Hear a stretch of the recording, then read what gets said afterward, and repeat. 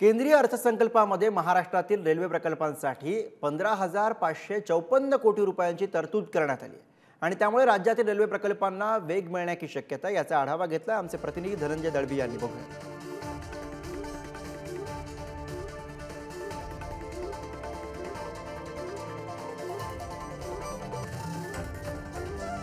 खात्यांसाठी अर्थसंकल्पात घोषणा जाहीर करण्यात आली आणि यातच दळणवळण क्षेत्रातील महत्त्वाच्या असलेल्या रेल्वेच्या मध्य पश्चिम रेल्वेला महाराष्ट्राच्या विविध प्रकल्पांसाठी वेगवेगळी तरतूद करण्यात आलेली आहे। मध्य रेल्वेच्या आणि पश्चिम रेल्वेच्या प्रकल्पांसाठी महाराष्ट्राला तब्बल 15,554 कोटी रुपये या अर्थसंकल्पात देण्यात आल्याची माहिती ही रेल्वे मंत्री अश्विन वैष्णव यांनी दिली। जर आपण पाहिलं तर मागील वर्षाचा विचार केला असता 2009 ते 14 या कालावधीत महाराष्ट्राला प्रतिवर्षी 1,171 कोटी रुपये देण्यात आले। त्या तुलनेने यंदा अधिक रकमेची तरतूद करण्यात आली आहे।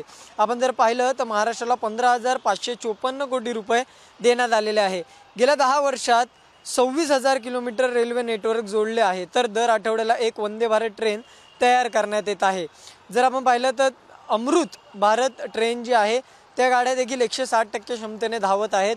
वंदे भारत स्लीपर ट्रेनही लवकरच सुरू होणार आहे, तर याची क्षमता ही वाढवण्यात येत आहे। 40,000 किलोमीटर नेटवर्कचे 3 कॉरिडॉर जोडले जातील अशी माहिती देण्यात आली।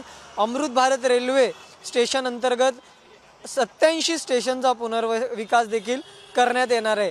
बांधकाम कामं असेल इत्यादीसाठी जर आपण पाहिलं तर 15,554 कोटी रुपयाची यंदाच्या अर्थसंकल्पामध्ये तरतूद करण्यात आली। त्यामुळे नक्कीच येत्या काळामध्ये मध्य रेल्वेच्या संपूर्ण महाराष्ट्रामध्ये किंवा मुंबईमधील मध्य रेल्वेच्या आणि पश्चिम रेल्वेच्या विकास कामांमध्ये येत्या काळात बदल झालेले आपल्याला पाहायला मिळणार आहे। व्हिडिओ जर्नलिस्ट नितीन जाधवसह धनंजय दळवी, पुढारी न्यूज, मुंबई।